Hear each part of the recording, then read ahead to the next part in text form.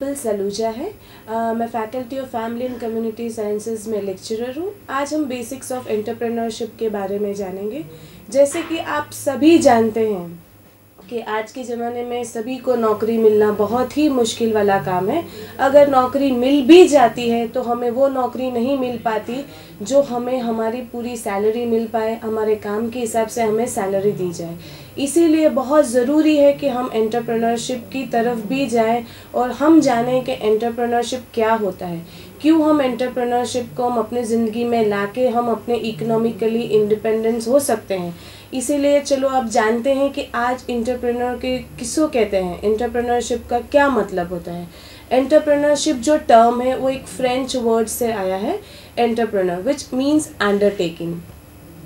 In early 16 के time पे entrepreneur जो फ्रेंच मैन था जो आर्मी को लीड करता था उसको हम एंटरप्रेन्योर कहते थे।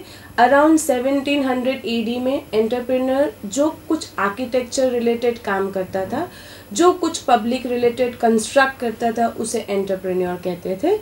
उसी तरह से बहुत सारे लोग अपनी अपनी तरह से समझाते हैं कि एंटरप्रेन्योर किसे कहते हैं। इन अर्ली 1725 कैंटिलोन ने कहा कि person bearing risk in different form from supplying Capitals, कोई भी फॉर्म में कैपिटल्स की तरह से हम जो सप्लाई करते हैं उसे हम एंटरप्रेन्योर कहते हैं। एंटरप्रेन्योर कौन होता है? एक इनोवेटर है जो डेवलप करता है अनट्राइड टेक्नोलॉजी, जो टेक्नोलॉजी अभी तक मार्केट में नहीं आई है, उसे नया प्रोडक्ट है मार्केट में, वो डाल के कुछ नया इनोवेशन करता है, उसे एंटरप्रेन्योर कहते हैं। Entrepreneur is an economic man who tries to maximize his profit by innovation। यहाँ पर जब एंटरप्रेन्योर की बात करते हैं वो एक बंदा है जो अपना इनोवेशन से प्रॉफिट करके मार्केट के लिए भी एक नई प्रोडक्ट लाता है और कस्टमर का भी सेटिस्फेक्शन उसमें बढ़ाता है। Entrepreneur is energetic modern risk taker. Okay, risk taking जो कर सकता है वही एंटरप्रेन्योर की कैपेसिटी में आता है, वही एंटरप्रेन्योर बन सकता है। अगर आप कैलकुलेटेड रिस्क लेते हैं तो एंटर बिजनेस करने में कोई खराबी नहीं है, उसमें आप मैक्सिमम प्रॉफिट भी कर सकते हैं। Entrepreneur maximizes opportunity to systematic innovation. अगर आपने सिस्टमैटिकली इन इनोवेशन को मार्केट में रखा है, कस्टमर को समझा है, प्रोडक्ट को मार्केट में रखा है, तो डेफिनेटली आपको उसमें सक्सेस रेशियो मिलेगा ही। बट इनोवेशन और कस्टमर डिमांड जानना बहुत ही ज़रूरी है। अगर आपने वो दो चीज़ों का कॉम्बिनेशन किया है तो आपकी प्रोडक्ट में मार्केट में प्रोडक्ट आपकी चलेगी। एंटरप्रेन्योर वही होता है जो इनिशिएटिव लेता है, ऑर्गेनाइज करता है और with in the socio economic environment में आपको आपकी सोसाइटी का ध्यान रखना है, आपके कस्टमर्स का ध्यान रखना है जहां आप जिस सोसाइटी को बिलोंग करते हैं। अगर आपने ये सब पैरामीटर्स आपके प्रोडक्ट में डाले हैं, आपके बिजनेस में डाला है, तो आपका सक्सेस रेशियो जो है वो बढ़ जाता है। जब हम प्रोडक्ट की बात करते हैं, ऐसा कोई प्रोडक्ट लीजिए जो ह्यूमन बीइंग के गुड के लिए यूज़ हो रहा है, उनके सोशल बेटरमेंट के लिए यूज़ कर रहे हैं, जिसका हम personal economic as well as human being के डेवलपमेंट के लिए अगर हम कोई भी प्रोडक्ट मार्केट में रख रहे हैं, उसका मैक्सिमम एब्जॉर्प्शन होना ही होगा if you have plan the things properly. अगर आप में विजन है कि नहीं, आपने जो भी प्रोडक्ट बनाई है उसको कस्टमर यूटिलाइज करने वाला ही है और उससे उसको बेनिफिट ही होने वाला है, तो आपके जो सक्सेस रेट है वो बढ़ जाते हैं। उसी तरह से ड्यूकर ने कहा है कि आप जब एंटरप्रेन्योर की बात करते हैं उसमें इनोवेशन होना बहुत ही ज़रूरी है। अगर आपका प्रोडक्ट इनोवेटिव है तो डेफिनेटली आपकी प्रोडक्ट मार्केट में चलेगी। जैसे कोलगेट है फॉर एग्जांपल, आपकी मार्केट में ऑलरेडी अवेलेबल है, अगर मैं उसी ब्रांड उसी टाइप का अगर कुछ मैं मार्केट में रखती हूँ तो नहीं चलेगा। आपको उसी चीज़ का टूथपेस्ट लाना है पर उसमें प्रोडक्ट अलग होना चाहिए, उसकी कैरेक्टरिस्टिक्स अलग होनी चाहिए, जिससे कि लोगों को लगे नहीं अभी तक किसी ने बात नहीं करी इस चीज़ की और ये चीज़ इस प्रोडक्ट में इस ब्रांड में मिल रहा है, तो डेफिनेटली आपका जो एब्जॉर्प्शन है वो रेट बढ़ जाएगा। उसी तरह से अगर आप इनोवेशन जब करते हैं तब कैसे करते हैं? जब आपको कस्टमर के बीच में जाना पड़ेगा, उनसे इंटरेक्ट करना पड़ेगा और तभी आपको पता चलेगा उनकी डिमांड क्या है। वो डिमांड को आपके अपनी प्रोडक्ट में डालना है और वही जो प्रोडक्ट बनेगी जिसका मैक्सिमम एब्जॉर्प्शन मार्केट में हो सकता है। जब आप मार्केट को सिलेक्ट करते हैं, कोई भी मार्केट को, तब आप ये ध्यान में रखिए कि ये मार्केट की डिमांड अलग है, इस मार्केट की प्रोडक्ट की डिमांड अलग है। यहाँ जो मार्केट में इंडिविजुअल्स आ रहे हैं परचेसिंग करने के लिए, उनका परचेसिंग पावर क्या है, उनकी रिक्वायरमेंट क्या है, उनका स्टैंडर्ड ऑफ लिविंग क्या है, उसी हिसाब से अगर आप जब प्रोडक्ट बनाते हैं तो डेफिनेटली उसका एब्जॉर्प्शन हाई हो जाता है। जब हम एंटरप्रेन्योरशिप की बात करते हैं, it's an activity where an individual और ग्रुप ऑफ इंडिविजुअल साथ में मिलके एक इनिशिएटिव लेते हैं, maintains and organizes a business idea and production करते हैं, distribution of goods and services करते हैं, जिससे कि इनको मैक्सिमम प्रॉफिट मिल सकता है। इसी तरह से according to McClane there are 2 characteristics of entrepreneurship. Doing things which has been already done in a new way is called as entrepreneurship. Already market में बहुत सारी चीज़ें हैं, अगर आप उसी तरह का प्रोडक्ट कुछ मार्केट में लाएंगे तो उसका कंपटीशन बढ़ जाएगा। इसीलिए ऐसा कुछ प्रोडक्ट लाइए जिसमें इनोवेशन है, जो प्रोडक्ट नया है और जिसमें थोड़ा सा रिस्क है, जिसमें आपको इनोवेशन जब आप करते हैं तो क्योंकि आप ये प्रोडक्ट फर्स्ट टाइम लॉन्च करते हैं उसमें रिस्क ज़रूर रहता है, पर अगर आप कैलकुलेटेड रिस्क रखते हैं, कैलकुलेशंस करके चलते हैं कि मेरी प्रोडक्ट की क्या यूनिक कैरेक्टरिस्टिक्स है, तो डेफिनेटली आपकी प्रोडक्ट मार्केट में चलेगी। एंटरप्रेन्योरशिप की जब हम बात करते हैं तो उसमें 2 चीज़ें हैं, एक है एंटरप्रेन्योर, एक है एंटरप्राइज। एंटरप्रेन्योर का मतलब है एक इंडिविजुअल और ग्रुप जो ये बिजनेस करना चाह रहा है। एंटरप्राइज इज़ अ यूनिट जब वो जहाँ पर ये प्रोडक्शन कर रहा है, जहाँ पर ये सेलिंग कर रहा है। इन दोनों को जब हम कंबाइन करते हैं उसे एंटरप्रेन्योरशिप कहते हैं। और एंटरप्रेन्योरशिप में एंटरप्रेन्योर भी बहुत ज़रूरी है और एंटरप्राइज भी ज़रूरी है। जब हम एंटरप्रेन्योर की बात करते हैं तो उसमें बहुत सारी क्वालिटीज़ हम चाहते हैं which should be there when he और she wants to become an entrepreneur. सबसे पहली चीज़ जो इम्पॉर्टेंट है वो है इनोवेशन। जैसे मैंने आपको पहले भी बताया, इनोवेशन होना बहुत ही ज़रूरी है। जितना आप इनोवेटिव रहेंगे उतनी ही आपकी प्रोडक्ट की डिमांड मार्केट में रहेगी। Another thing which is very important is administrative ability। जो भी चीज़ आप कर रहे हैं उसका एडमिनिस्ट्रेशन होना बहुत ही ज़रूरी है। कोई भी चीज़ हो, XY प्रोडक्ट आप करते हैं, अगर आपका एडमिनिस्ट्रेशन पुअर है, मैनेजमेंट पुअर है, तो भी आपका बिजनेस ज़्यादा समय तक नहीं चल पाएगा। आप में ऑर्गेनाइजेशन स्किल होनी चाहिए। देखो, आप मानते हो कि हर इंडिविजुअल में पूरी कॉम्पिटेंसीज नहीं हो पाएगी, तो हमें पर ये स्किल हो सकती है हम कहीं से ऑर्गेनाइज करके हर चीज़ को हमारे यूनिट में ले आएँ, और जिससे कि हम जो प्रोडक्ट मार्केट में डालना चाहते हैं उसका लॉन्चिंग कैसे करना है, प्रोडक्शन कैसे करना है, उसमें यूनिक कैरेक्टरिस्टिक्स कैसे होनी चाहिए, वो सब एलिमेंट्स अगर हम हमारे बिजनेस में डालते हैं तो डेफिनेट हमें सक्सेस मिल पाएगी। इंटेलिजेंस जो तो बहुत ही ज़रूरी है।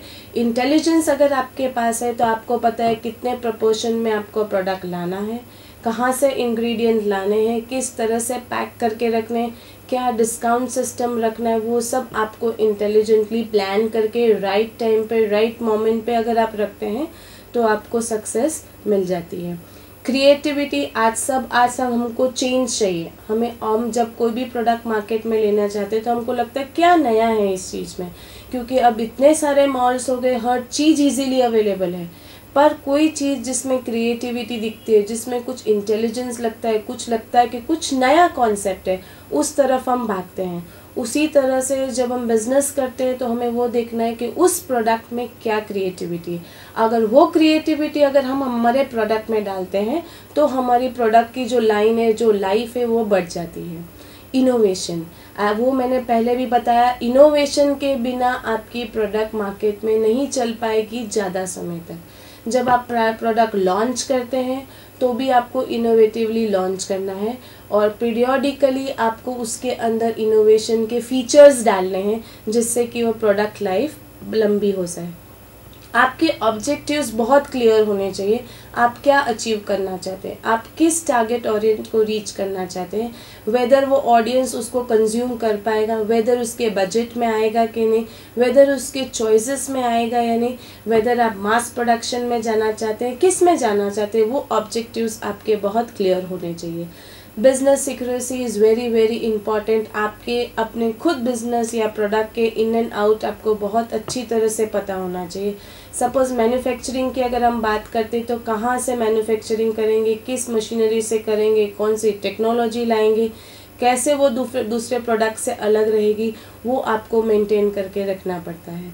साउंड नॉलेज ऑफ बिजनेस, कोई भी बिजनेस चालू करने से पहले अगर आप उसमें ट्रेनिंग लेते हैं, उसमें इन डेप्थ नॉलेज कलेक्ट करते हैं, तो आपके लिए सर्वाइवल रेट बहुत हाई हो जाता है। क्योंकि जितना आपके पास नॉलेज होगा उतना ही आप में कॉन्फिडेंस आएगा, उतना ही आप रिस्क लेने में सोचेंगे। आप सोचेंगे ओके ठीक है, ये राइट कैलकुलेशन है, यहाँ हम जंप कर सकते हैं, इसमें हम इतना इन्वेस्टमेंट कर सकते हैं, इतनी मशीनरी का हम परचेस कर सकते हैं, बिकॉज हमारे पास बजट है।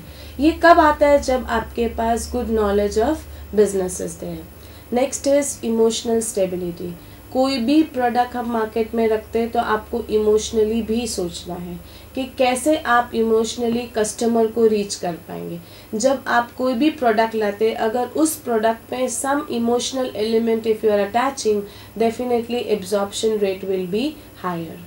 से फॉर एग्जाम्पल आपने कोई आइडिया सोचा कि चलो मैं ओल्ड एल्डरली के लिए कुछ प्रोग्राम करती हूँ, उनके लिए कोई बिजनेस स्टार्ट करती हूँ, उनकी रिक्वायरमेंट के हिसाब से चलो हम एक होटल बनाते हैं, तो एक इमोशन अटैच है कि चलो इस ग्रुप को सर्व करना है, उनके लिए आप वैन के अरेंजमेंट करते हैं, उनके हिसाब से डाइट करते हैं, उनको स्पा का कंडीशंस देते हैं, उनके लिए और रिक्रिएशनल एक्टिविटीज़ प्लान करते हो, उनके लिए सब कुछ करेंगे। That means you are having some emotional element to your product और a business idea that you are having. Next is effective communication skills. जैसे हमने बोला कोई भी प्रोडक्ट है, पहले आपको उसको वर्ड से बेचना है, प्रोडक्ट बाद में आता है, पहले आप उसका इमोशनली अटैच करके आप उसको कम्युनिकेट करेंगे पीपल को कि भाई हम आपके लिए प्रोडक्ट लाए हैं, इसकी यूनिक फीचर्स ये हैं, उनकी क्वालिटी ये है। जितना आप अच्छी तरह से कम्युनिकेट करेंगे उतना लॉन्चिंग के लिए आपके लिए बहुत ईजी हो जाएगा। क्योंकि यहाँ पर सोसाइटी क्या चाहती है? पहले इन्फॉर्मेशन चाहती है, पहले यूनिक फीचर्स चाहती है। जो आप अफेक्टिवली कम्युनिकेट कर पाएंगे तो उनके दिलों में अगर आपकी जगह बन गई है तो it becomes very easy for selling your product. जैसे आप सब फेयर एंड लवली का ऐड तो ज़रूर देखते हैं, ठीक है, पर अगर आप रियलिटी में आपको लगता है, अगर डिफरेंस लगता है कि पहले ऐसा कॉम्प्लेक्शन था बाद में ऐसा हो गया, तो हर एक इंडिविजुअल के मन में ऐसी इच्छा होती है कि मेरा भी कॉम्प्लेक्शन ऐसा हो सकेगा, मेरे में भी ये चेंज आ सकेगा।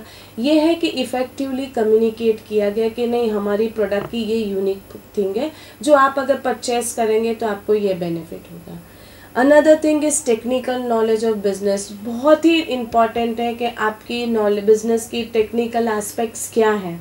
आपको ये नॉलेज होना चाहिए कि टेक्निकल स्किल्स क्या है, टेक्निकल रिक्वायरमेंट क्या है, टेक्निकल एक्सपर्टीज़ क्या है। अगर आपके पास ये इन्फॉर्मेशन है तो आपका सर्वाइवल रेट और भी बढ़ जाता है।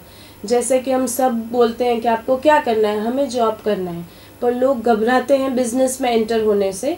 पर entrepreneurship trainings are also available, क्योंकि entrepreneurs are not made, they are made but they are not born. तो हम क्या कर सकते हैं, क्योंकि हर एक को इंडिविजुअल पे मेरे को कॉन्फिडेंस नहीं है, मुझे नॉलेज नहीं है एंटरप्रेन्योरशिप का, तो मैडम मैं कैसे जा सकता हूँ एंटरप्रेन्योरशिप? तो best Avenue is entrepreneurship training, जहाँ पर आपकी स्किल्स डेवलप होती है, जहाँ पर आपकी कॉम्पिटेंसीज़ है, एबिलिटीज़ है, वो डेवलप होती है, आपका जो एग्जिस्टिंग नॉलेज है वो अपडेट किया जाता है। क्योंकि जब आप कॉन्फिडेंस के साथ मार्केट में उतरते हैं तो लेवल ऑफ जो आपका सक्सेस है वो भी हाई हो जाता है। आप खुद कॉन्फिडेंटली सोच सकते हैं कि नहीं, ये प्रोडक्ट मेरी मार्केट में चलेगी ही चलेगी। And success also increases because आपको उसके plus and minuses of business वो आपको बिल्कुल नॉलेज हो गया है कि नहीं, ये चीज़ करने से मुझे इतना प्रॉफिट होगा, ये चीज़ करूँगी तो मुझे ये लॉस होगा। जब आप ये कैलकुलेशन के साथ मार्केट में उतरते हैं, that is called as calculated risk taking. जब आप कैलकुलेशन के साथ उतरेंगे तो डेफिनेटली फेलियर के जो रेशियो है वो कम हो जाते हैं। इसीलिए एंटरप्रेन्योरशिप जो ट्रेनिंग है जनरली 21 डेज़ की ट्रेनिंग आती है, जिसमें आपको हर एलिमेंट सिखाए जाते हैं कि आप किस तरह से सोचना चाहिए, किस तरह से आपको आगे बढ़ना है, कैसे एक्सपांड करना है, बिजनेस आइडिया क्या है, आपको कैसे उसमें रिस्क लेना है, कितना लेना है, all that things are taught. Let us see कि क्या एंटरप्रेन्योरल फंक्शंस क्या हैं। सबसे पहली चीज़ है कि हमें एक आइडिया होना चाहिए कि मुझे कौन सा प्रोडक्ट सिलेक्ट करना है। That is first thing, selection of the product. Second है मार्केट सर्वे एंड फिजिबिलिटी सर्वे।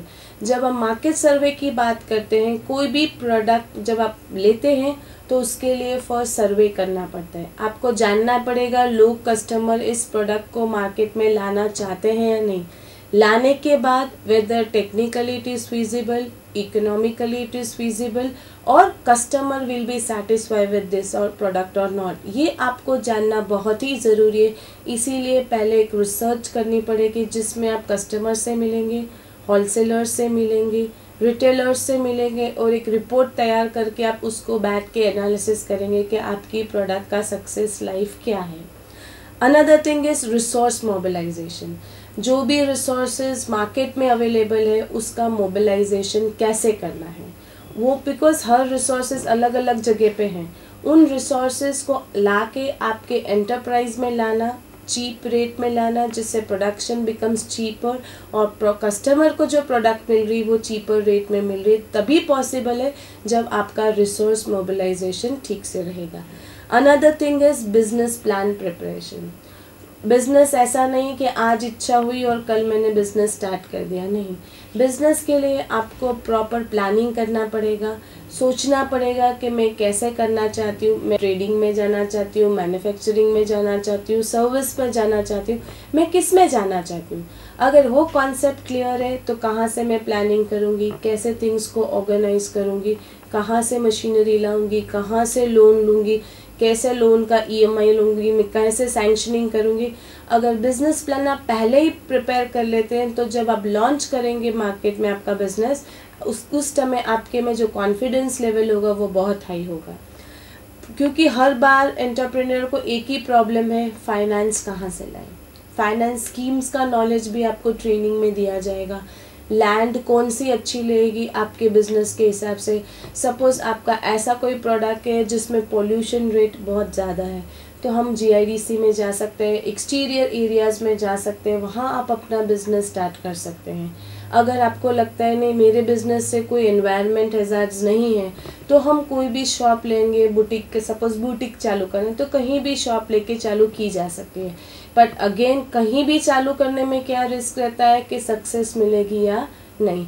तो right selection of place is also very very important according to your business. अगर आपका बिजनेस ऐसा है कि जिसमें आपने लोअर इनकम ग्रुप को कैटर किया तो आपको उसी एरिया में जाके अपनी शॉप पर, अगर आपकी प्रोडक्ट डिज़ाइनर है, आप कहीं से इंपोर्ट करके ला रहे हैं, उसको अंदर बहुत एक्सपेंसिव मटेरियल आप यूज़ करें तो अकॉर्डिंगली उसी एरिया में लीजिए जहाँ उस टाइप के कस्टमर आपकी प्रोडक्ट को देख पाएंगे, आपकी क्वालिटी को पहचान पाएंगे। तो अकॉर्डिंगली आपको लैंड प्लेस भी इम्पॉर्टेंट है आइडेंटिफाई करना।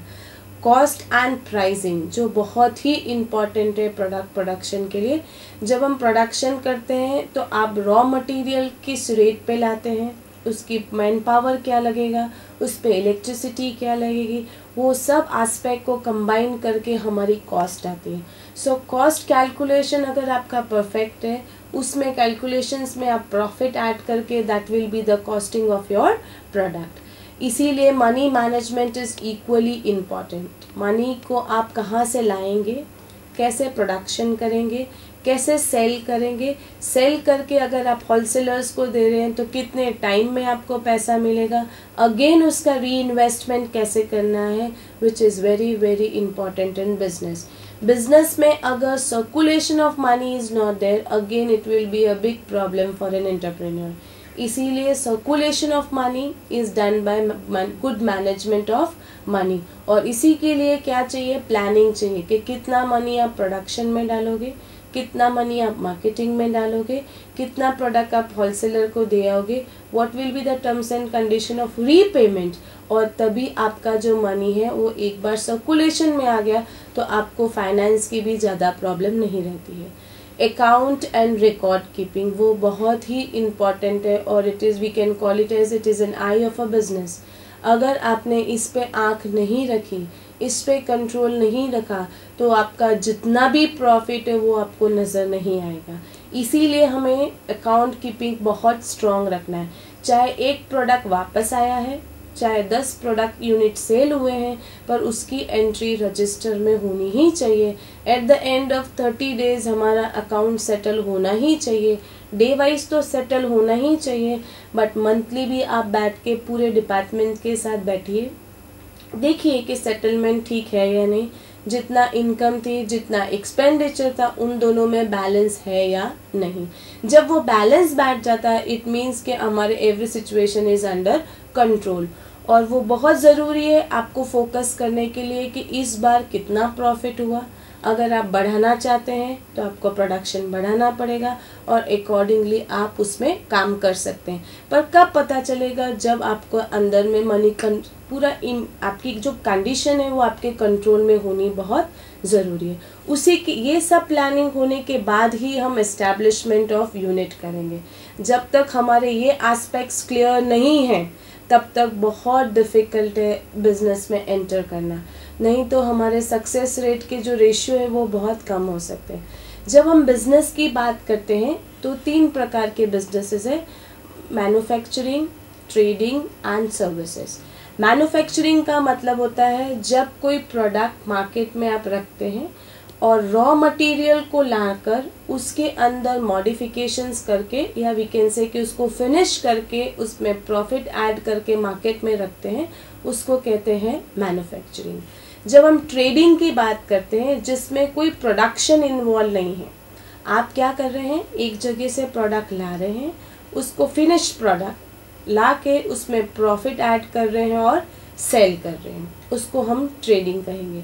जब हम सर्विस की बात कर रहे हैं जिसमें हमारे पास एक मशीनरी है, हमारे पास एक स्किल है जिसके द्वारा हम कस्टमर की सर्विसेज को पूरा कर रहे हैं।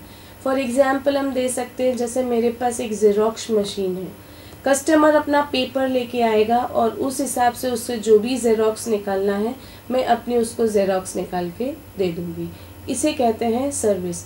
जैसे STD PCO है, मेरे पास वो STD PCO का यूनिट है, पर कस्टमर को जहाँ नंबर डायल करना है वो अपना नंबर लेके आएगा और वहाँ से वो डायल कर देगा और जो उसने सर्विसेज मेरे यूनिट से यूज़ किए उसका उसको चार्ज देना है।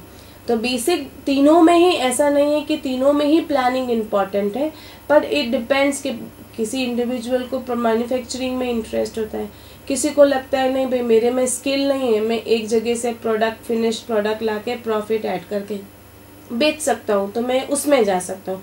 कईयों को लगता है नहीं मेरी बहुत अच्छी सर्विसिंग स्किल है, I can go for that. तो डिपेंड करता है कि आपको किस में जाना है, आप उस हिसाब से सिलेक्ट करके आप उसमें जा सकते हैं। जब हम कोई भी बिज़नेस सिलेक्ट करते हैं सबसे पहला दिमाग में एक चीज़ आती है, अरे भाई कौन से फील्ड में जाके हम बिज़नेस करें। हर फील्ड में बहुत ही ज़्यादा कंपटीशन है, बिज़नेस आइडिया क्लिक नहीं होता है। तो सबसे पहली चीज़ ये डिसाइड करना कि आप कौन से प्रोडक्ट के साथ आप अपना बिज़नेस स्टार्ट करना चाहते हो। तो जब भी हम बिज़नेस सिलेक्ट करते हैं तो एक चीज़ याद रखिए कि उसमें इमेजिनेशन बहुत इम्पॉर्टेंट है। आपका क्या विजन है, आपका क्या आइडिया है, आप क्या सोचते हैं, सोसाइटी को आप क्या रिटर्न में दे सकते हैं, और ऐसा प्रोडक्ट जो मार्केट में कभी नहीं आया हो उस टाइप का प्रोडक्ट हमें सोचना चाहिए। और हमें लगता है कि नहीं हम ऐसा कुछ करें जो अभी तक किसी ने नहीं किया है, जो हम कुछ नया करना चाहते हैं, अगर हम वो एलिमेंट रखते हैं तो वो हमारे लिए सक्सेस रेट जो है वो हाई हो जाता है। और हमारे पास एक प्रपोजल ऐसा होना चाहिए जिसको हम अंडरटेक कर सकें। हवा में बातें नहीं हो सकती, अरे मैं तो ये भी कर सकता हूँ, इस तरह से नहीं। आप ऐसा रियलिटी प्रोजेक्ट बनाएं जो इम्प्लीमेंट करने के बाद it becomes easy for people to buy. जैसे हम नैनो प्रोजेक्ट की बात करें, ठीक है, अभी तक जो नैनो प्रोजेक्ट है वो क्यों सक्सेसफुल रहा, क्योंकि इसका बजट कम है। 1-1.25 लाख की गाड़ी मिल जाती है, पहले जब इंट्रोड्यूस हुआ कि लाख रुपए में गाड़ी मिल रही, तो जिन लोगों को गाड़ी का सपना है, जिनकी लिमिटेड इनकम है, उनके लिए बेस्ट है। उसी हिसाब से आप जब भी प्रोडक्ट लॉन्च करते हैं इसी तरह का प्रोजेक्ट लॉन्च करिए जिसमें कुछ नया हो, जिसने कभी भी किसी ने उस बारे में सोचा नहीं हो, उस टाइप का आप सोच सकते हैं। प्रोजेक्ट जो है वो एक सिस्टमेटिकली इवॉल्व करके, डिवाइस करके, प्लान करके एक ऑब्जेक्टिव को अचीव करने के लिए प्लानिंग होती है। अगर आप प्रोजेक्ट की बात करते हैं इनोवेशन है, जैसे मैं आपको एक एग्जांपल दूं, हम सब रेस्टोरेंट जाते हैं, हम सब होटल्स जाते हैं, पर आपने कभी वो रेस्टोरेंट देखा जहाँ सिर्फ एल्डरली जा सके, उनकी हेल्थ कंडीशन के हिसाब से आपको फैसिलिटीज़ मिल सके, उनके हिसाब से बैठने की जगह है, उनको मेन है कि वो एक जगह से दूसरी जगह जा नहीं सकते, ये सब चीज़ों जो उनकी रिक्वायरमेंट के हिसाब से आपने कभी रेस्टोरेंट नहीं देखा होगा। अगर हम एल्डरली के लिए रेस्टोरेंट खोलते हैं तो वो एक इनोवेशन है। लोगों को घर से आप ले आइए, भाई वीकेंड आप हमारे साथ एंजॉय करिए, फिल्म दिखाइए, उनको उनके हिसाब से डाइट दीजिए। इस टाइप का अगर आप प्रोजेक्ट लेते हैं, इसको इनोवेशन कहते हैं, जो अभी किसी ने नहीं सोचा है उस तरह से। जब हम प्रोजेक्ट की बात करते हैं तो उसमें आपके गोल्स बहुत क्लियर होना चाहिए कि मुझे कहाँ अचीव करना है, मुझे किसको सर्व करना है। जैसे मैंने अभी आपको होटल का एग्जाम्पल दिया, मेरा ऑब्जेक्टिव एक ही कि मैं एल्डरली के लिए कुछ काम करना चाहती हूँ। वहाँ कोई नहीं पहुँचा, उनके बारे में किसी ने नहीं सोचा, उनके डाइट के बारे में किसी ने नहीं सोचा, उनकी फिज़िकल रिक्वायरमेंट क्या है, उनकी इमोशनल रिक्वायरमेंट क्या है।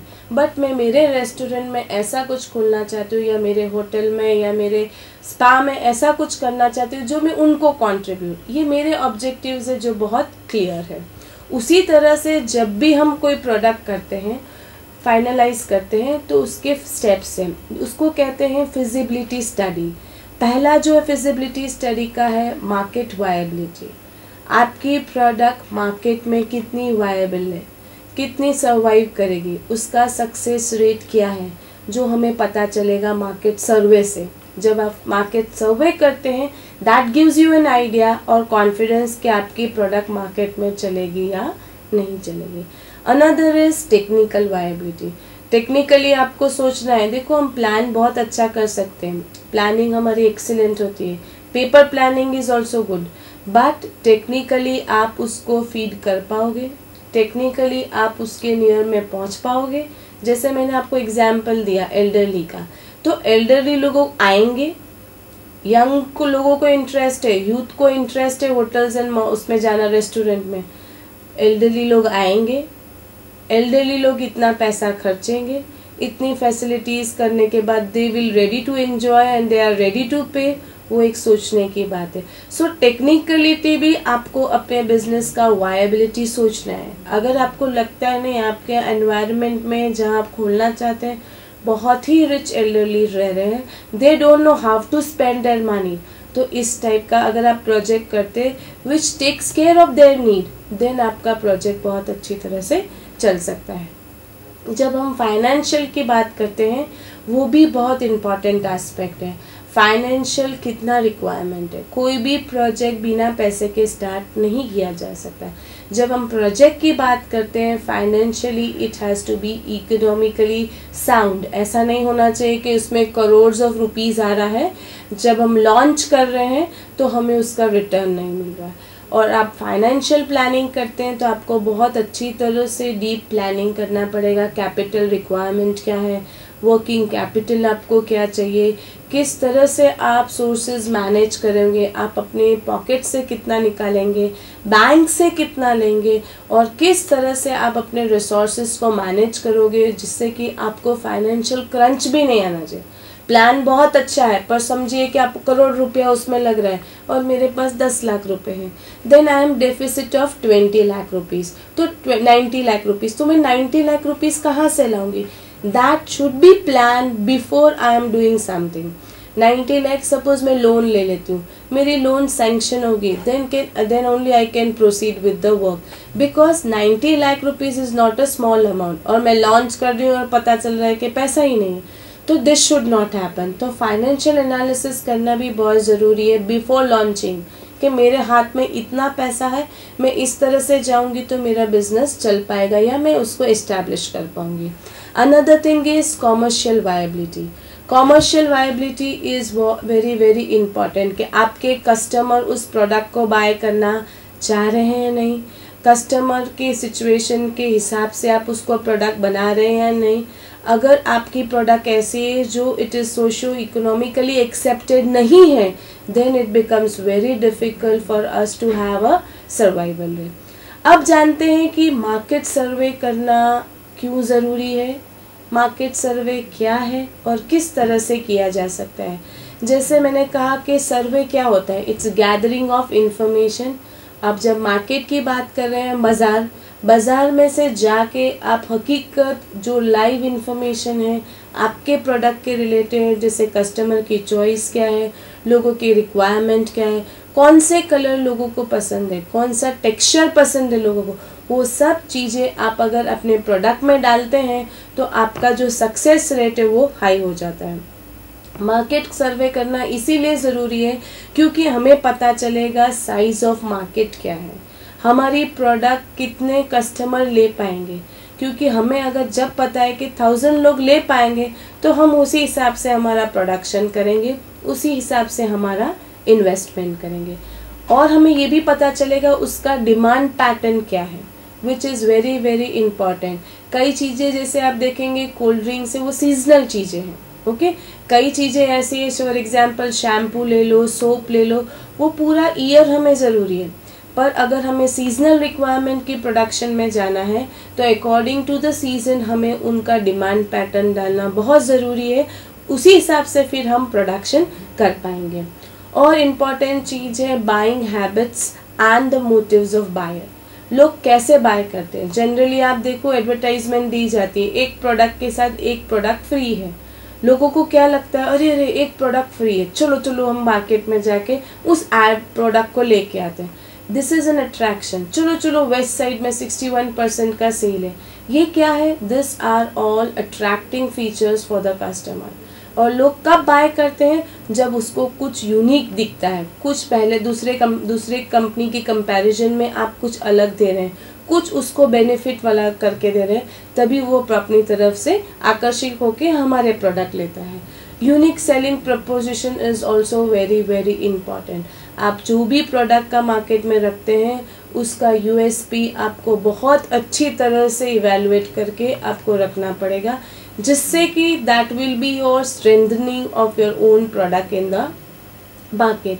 क्योंकि जब प्रोडक्ट अपनी क्वालिटीज़ के साथ प्रेजेंट किया जाता है डेफिनेटली आपको अट्रैक्ट करने में ईजी रहता है। जैसे मैंने आपको अभी एग्जाम्पल दिया था फेयर एंड लवली, उस एड में आप देखेंगे दोनों डिफरेंसेस दिखते हैं, डार्क वाला भी और after applying fair and lovely भी फेयरनेस दिखती है। This is called a unique feature of a product, तभी आपको आपकी प्रोडक्ट मार्केट में चल पाएगी। जब हम सिंगल प्रोडक्ट की बात करते हैं तो उसका पास्ट, प्रेजेंट और फ्यूचर, वो हमें तीनों सेक्शंस को इवेलुएट करना है। आज कोई भी प्रोडक्ट है, उसकी प्रेजेंट रिक्वायरमेंट क्या है, उसकी पास्ट में रिक्वायरमेंट क्या थी और फ्यूचर में कितना स्कोप है इस एरिया में, जिससे कि न्यू एंटरप्रेन्योर अगर कुछ सोचता है उस डायरेक्शन में तो वो ईजीली इस एरिया में आके एंटर कर सकता है। उसी तरह से मार्केट सर्वे क्या करेगा, अल्टीमेटली एंटरप्रेन्योर को स्ट्रॉन्ग बनाएगा कि नहीं, हाँ इस जगह पे मैं जाऊँगा तो मेरी सक्सेस रेशियो हाई रहेगी। जब हम फाइनेंशियल एनालिसिस की बात करते हैं तो बहुत इम्पॉर्टेंट है कि हम फाइनेंस कहाँ से लाएंगे, फाइनेंसिंग का सोर्स क्या रहेगा, हमारी कैपिटल रिक्वायरमेंट क्या रहेगी। कैपिटल में 2 types of capitals are there, fix capital and working capital. Total capital requirement क्या है, आपका पूरा बजट कितना चाहिए, it should be ready in your hand before you are launching your project. और प्रॉफिटेबिलिटी, ऐसा भी नहीं होना चाहिए it was crores of investment and profit नहीं दिख रहा है। इस तरह का प्लानिंग अगर है that means financially that project is not feasible. तो हमें ये भी सोचना है कि मैं कितना इन्वेस्ट करूँगी, कितना वर्किंग कैपिटल लगेगा और अल्टीमेटली सेलिंग के बाद मेरे हाथ में कितना आएगा, that is called as profit. Profit अगर कैलकुलेशन सही है इट मीन्स दैट कि आपका जो business planning is perfect. But जब हम बिजनेस प्लानिंग की बात करते हैं उसमें फाइनेंशियल सबसे पहला चीज़ है जो आपको कंसिडर करना है। दूसरी चीज़ जो रिक्वायरमेंट में है वो टेक्निकल रिक्वायरमेंट। आप जब टेक्निकल रिक्वायरमेंट की बात करते हैं तो उसके बहुत सारे एस्पेक्ट हैं। पहला जो एस्पेक्ट है production aspect, production process and size of your unit. वो आपको पहले ही डिसाइड करना है कि मैं क्या करना चाहता हूँ। एक छोटा सा शॉप खोलना चाहता हूँ, एक बड़ी सी फैक्ट्री खोलना चाहता हूँ, मैं क्या करना चाहता हूँ। वो कॉन्सेप्ट आपको size of enterprise should be clear in the beginning, क्योंकि उसी के हिसाब से आप फाइनेंशियल प्लानिंग करेंगे। Second is infrastructure facility. आपको क्या अदर फैसिलिटीज़ चाहिए जो बिजनेस के लिए बहुत ज़रूरी है। इंफ्रास्ट्रक्चर वाइज मे बी आपको लाइट ज़्यादा चाहिए, आपको डार्कनेस चाहिए, आपको क्या चाहिए उस हिसाब से आपको प्लानिंग करना है। Third is raw material and material. जब आप मटेरियल की बात करते हैं तो उसका अनफिनिश्ड प्रोडक्ट कहाँ से लाएंगे, कितना लाएंगे, क्या रेट पे प्रोडक्शन करेंगे, कितना परचेसिंग होगा, कितना क्रेडिट फॉलो करेंगे, क्रेडिट सर्विसेज क्या दोगे, वो चीज़ें आपको कंसिडर करने जब भी हम business planning technical point of view करते हैं। अनदर इज कि आपका लोकेशन, वो बहुत ही इम्पॉर्टेंट है बिजनेस में। अगर जैसे आपका कोई फैक्ट्री है या प्रोडक्शन करना है तो फिर भी अगर आप ध्यान नहीं रखेंगे, थोड़ा सा इंटीरियर एक्सटीरियर में हो जाएगा तो चलेगा, पर जहाँ आपको एक्चुअली सेल करना है तो वो लोकेशन बहुत ही अप्रोप्रिएट होना चाहिए। द रीज़न इज़ जितना आपका लोकेशन परफेक्ट होगा उतने ही कस्टमर्स आके अपने इजीली, अगर जो कस्टमर को प्रोडक्ट मिलता है वो है कि आप वो मैक्सिमम सेल कर पाएंगे। पर अगर जो लोकेशन ठीक नहीं है तो अगेन वो सेल को अफेक्ट करेगा। इसीलिए right selection of place, right selection of time, it is very very important when we are doing any kind of business. इसीलिए जब हम कंसिडर करते हैं तो हमें ये भी देखना है कि वो सोसाइटी को क्या रिटर्न में देंगे, हमारी और फैमिली रिस्पॉन्सिबिलिटीज़ क्या है, हमारे कॉमर्शियल एस्पेक्ट्स क्या हैं, गवर्नमेंट पॉलिसीज़ क्या हैं। अगर मैं इस बिज़नेस में जाना चाहती हूँ, गवर्नमेंट कैसे मुझे हेल्प करेगी, गवर्नमेंट की स्कीम्स क्या हैं, कितना लोन मुझे गवर्नमेंट से मिल पाएगा, कितनी सब्सिडी रहेगी, क्या टेन्योर होगा लोन सैंक्शनिंग का, कौन सी बैंक मुझे देगी, ये सब पैरामीटर्स हमें ध्यान में रख के उसको करना है।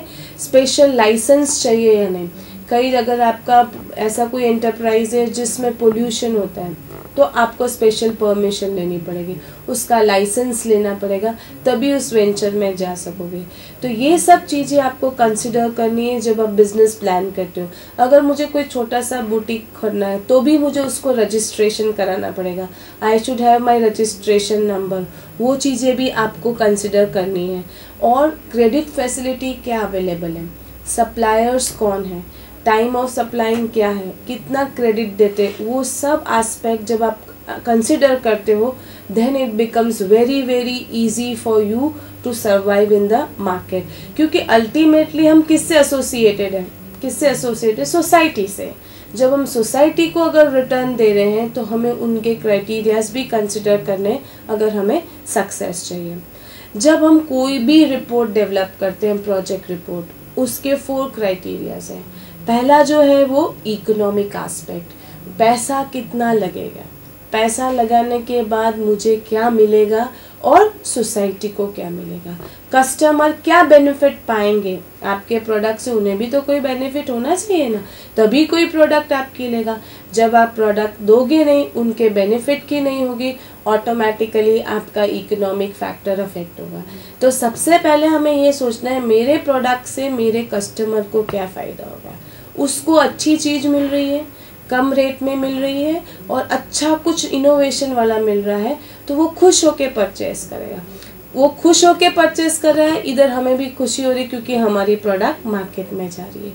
Another thing is managerial aspect, आपको मैनेजमेंट बहुत ही स्ट्रॉन्ग रखना है, लोगों के पास प्रोडक्ट इजीली पहुंचनी चाहिए। ऐसा नहीं होना चाहिए कि प्रोडक्ट बाय करने जाए शॉपकीपर के पास हमारा प्रोडक्ट ही नहीं हो। तो आपका जो मैनेजमेंट सिस्टम है वो बहुत परफेक्ट होना चाहिए।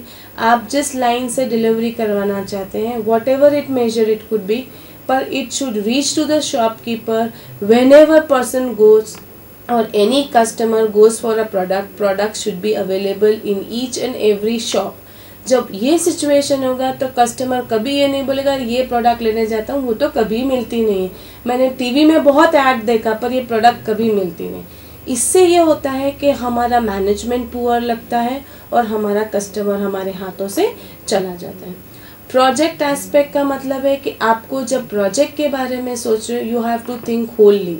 इसमें आपका भी बेनिफिट होना चाहिए, कंट्री का भी बेनिफिट होना चाहिए, कस्टमर का भी बेनिफिट होना चाहिए, and technically financially it has to be very very feasible.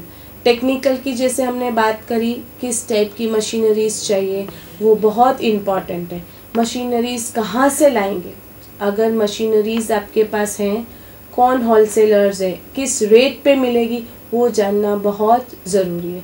Generally जब आप लोन के लिए अप्लाई करते हैं, सबसे पहली चीज़ वो बोलते हैं अरे प्रोजेक्ट रिपोर्ट आपको सबमिट करनी पड़ेगी। एंटरप्रेन्योर ने जब, और कोई जो नया वेंचर चालू करने के लिए, उनके लिए बहुत डिफ़िकल्ट है प्रोजेक्ट रिपोर्ट बनाना। वो सोचेंगे अरे अरे ये कैसे बनाएंगे, यहाँ बैठ के कैसे अज्यूम करें कैसे सेल होगा, कितना प्रोडक्शन करें। तो ये सब कैलकुलेशंस को ओवरकम करने के लिए बहुत सारी बुक्स अवेलेबल हैं, readymade project proposals are available, जो आप सामने रख के आप अपने डेवलप कर सकते हैं। पर प्रोजेक्ट रिपोर्ट जो डेवलप करेंगे, पहले बनाते टाइम ज़रूर ये टाइम कंज्यूमिंग प्रोसेस है, आपको लगेगा कि बहुत ही डिफ़िकल्टी हो रही है, क्योंकि हम भी पहली बार स्टार्ट कर रहे हैं, तो हमारे भी सब कॉन्सेप्ट एकदम क्लियर नहीं होंगे। पर आप जितना अंदर ही अंदर अपने प्रोजेक्ट में जाओगे, उतने ही एस्पेक्ट्स आपके क्लियर होते जाएंगे। जैसे मैंने कहा था, economic aspect, managerial aspect, project technical, वो सब प्रोजेक्ट रिपोर्ट जब आप डेवलप करोगे उसी के अंदर आ जाएंगे, और तब आप बोलोगे कि नहीं अब मुझे कॉन्फिडेंट हो गया है, मेरा प्रोजेक्ट टेक्निकली कितना साउंड है, फाइनेंशियली कितना साउंड है, और मैं कैसे इसको आगे बढ़ा सकूँगी। पर इसके अलावा आफ्टर डेवलपिंग प्रोजेक्ट रिपोर्ट और भी बहुत सारे एस्पेक्ट हैं जो हमें बिजनेस स्टार्ट करने के लिए उसके बारे में इंफॉर्मेशन जानना बहुत ज़रूरी है, जो कि है बजट क्या करेंगे, बजट कैसे करेंगे, बजट अलोकेशन कैसे किया जाएगा, बजट में कितने डिपार्टमेंट में कहाँ देंगे, पब्लिसिटी के लिए कितना देंगे, मार्केटिंग के लिए कितना देंगे, प्रोडक्शन के लिए कितना देंगे, वो सब बजट अलोकेशन में आ जाएगा। सेलिंग का मतलब है जहाँ एक प्रोडक्ट आपके पास है उसको जस्ट आप सेल कर रहे हैं, इस is called as selling. But अगर आपको पता हो अब जो है किसका डिमांड है, मार्केटिंग का। प्रोडक्ट बनने से पहले कस्टमर की नीड जानी जाती है, उसको इनकॉर्पोरेट करके प्रोडक्ट बनाया जाता है, मार्केट में रखा जाता है, जिससे कि सक्सेस रेट है वो इट बिकम्स हायर। पहले के टाइम में क्या था, जो प्रोडक्शन करता था या जो मैन्युफैक्चरर था वो बॉस था। अब सिचुएशन ऐसी नहीं रही, अब customer is boss. Customer decide करता है अरे मुझे ये प्रोडक्ट नहीं चाहिए, मुझे वही प्रोडक्ट चाहिए। क्यों? क्योंकि मुझे इसमें ये कलर अच्छा लगा, उसका मुझे टेक्सचर अच्छा लगा, मुझे इसका ये अच्छा लगा। इसीलिए अब मार्केटिंग लोग पहले करते हैं, पहले प्रोडक्ट बनाने से पहले डिटेल कलेक्शन कर लेते हैं, जिससे जो प्रोडक्ट बनेगा वो कस्टमर के हिसाब से बनेगा। तो उसका जब सेल करने जाओगे तो it will have higher return as compare to selling. Selling में क्या करते थे, प्रोडक्ट बनाया, लेना है तो लो। पहले कितने टाइम तक लाइट बहुत चलता रहा, क्योंकि उस टाइम पे क्या था, और कोई सोप कंपटीशन में था नहीं। और आज जब आप मॉल में जाते हैं, wide range of shops are available. तो आपको ऐसा नहीं कि यही लेना है, तो जिसका आपको कलर अच्छा लग रहा है, जिसकी बॉटल अच्छी लग रही है, जिसका सोल्यूशन अच्छा लग रहा है, जिसकी स्मेल अच्छी लग रही है, तो कस्टमर का क्राइटेरिया क्या है वो जानना बहुत ज़रूरी है। और ये चीज़ मार्केटिंग के टाइम में अगर आप करते हैं तो डेफिनेटली आपको सक्सेस के जो रेशियो है वो हाई रहते हैं। प्रमोशन बहुत ही इम्पॉर्टेंट है। आप ये मत सोचिए प्रोडक्ट को लॉन्च कर दिया तो आपका काम फिनिश नहीं, आपको फ्रीक्वेंटली उसका प्रमोशन करते रहना पड़ेगा, उसकी एडवर्टाइजमेंट करनी पड़ेगी, हो सके तो सेलिब्रिटीज़ को भी उसमें इन्वॉल्व करिए, उसकी पब्लिसिटी वैसे ही हो जाएगी कि नहीं Amitabh Bachchan is using this brand, Aishwarya Rai is using Lux, तो ऑटोमेटिक आपको इसका प्रमोशन मिल जाएगा। People will buy this product क्योंकि ऐश्वर्या राय यूज़ कर रही है। ये हमारे दिमाग में रहता है कि कौन कौन सी प्रोडक्ट यूज़ कर रहा है, लेट मी यूज़ दैट। तो ये जो होता है वो लोगों को मोटिवेट करता है प्रोडक्ट बाय करने के लिए। और चीज़ जो है वो है क्वालिटी। अगर आप अपनी प्रोडक्ट, जो भी प्रोडक्ट सिलेक्ट कर रहे हैं XYZ, उसको आपको क्वालिटी मेंटेन रखनी है। कभी ये शॉर्टकट मत अपनाइए कि ओके ठीक है ना, आज तो मेरा प्रोडक्ट का नाम हो चुका है, चलो मिक्सिंग कर देते हैं, क्वालिटी थोड़ी कम कर दें। जिस दिन आपने क्वालिटी कम करी या उसकी एक ग्रेड भी कम किया, आपके नेक्स्ट मंथ आप देखेंगे कि कस्टमर कम हो जाए। एक बार कस्टमर गलती से ज़रूर बाय कर लेगा, नेक्स्ट टाइम वो आपकी प्रोडक्ट नहीं बाय करेगा। इसीलिए क्वालिटी जो है वो आपको एंड तक बनाए रखनी है। अगर लॉन्ग वे में जाना चाहते हैं, सर्वाइवल रेट चाहते हैं, आप अपने यूनिट को एस्टेब्लिश करके एक्सपेंशन करना चाहते हैं, तो बहुत ज़रूरी है आप क्वालिटी का ध्यान रखिए। अकाउंट वो भी बहुत ही इम्पॉर्टेंट है, तो आपको पता चलेगा कितना इनकमिंग है, कितना आउटगोइंग है, कितनी और मेहनत करनी है, कितना और प्रोडक्शन करना है, जिससे कि आप मार्केट में अपनी प्रोडक्ट रख सकें। बिकॉज अगर आप अपनी मार्केट में प्रोडक्ट रखना चाहते हैं तो आपको ये कैलकुलेशंस बहुत परफेक्ट होने चाहिए। परफेक्ट कैलकुलेशंस होंगे तो आपको श्योरिटी होगी कि नहीं, इतना प्रॉफिट तो मुझे मिला ही है, और इतना मिलने के लिए और मुझे कितना प्रोडक्शन करना है। तो उस हिसाब से कैलकुलेशन वाइज आपको बहुत स्ट्रांग रहना पड़ेगा, तभी आप उसमें आगे बढ़ सकेंगे। जब हम बजट की बात करते हैं, बजट एक बहुत ही इम्पॉर्टेंट चीज़ है। बजट को बहुत हम लाइटली लेते हैं, अरे जिससे प्रोडक्शन किया है वो पैसा तो आना ही है, सेल होगा तो आना ही है, कहाँ जाएगा, कस्टमर पैसा तो देगा ही।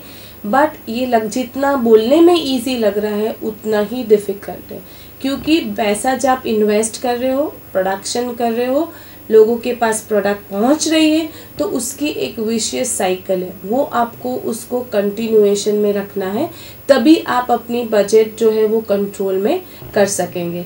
बजट क्या है? It's a tool of management. आप उसको, बजट को अगर आपने अच्छी तरह से मैनेज किया तो आपके हर काम स्मूथली चलेंगे, क्योंकि एक भी काम ऐसा नहीं है जिसमें फाइनेंस नहीं है, जिसमें मनी रिक्वायर्ड नहीं है। हर चीज़ में हमें पैसा चाहिए, तो हमें क्या ज़रूरी है कि उसका मैनेजमेंट करें। जब हम मैनेजमेंट करते हैं तो बजट में बहुत सारे टाइप्स ऑफ बजट हैं, जैसे रेवेन्यू एंड एक्सपेंस बजट। आपको एक पूरा बजट सिस्टम बनाना होगा कि कितनी इनकम आ रही है और कितना एक्सपेंडिचर है।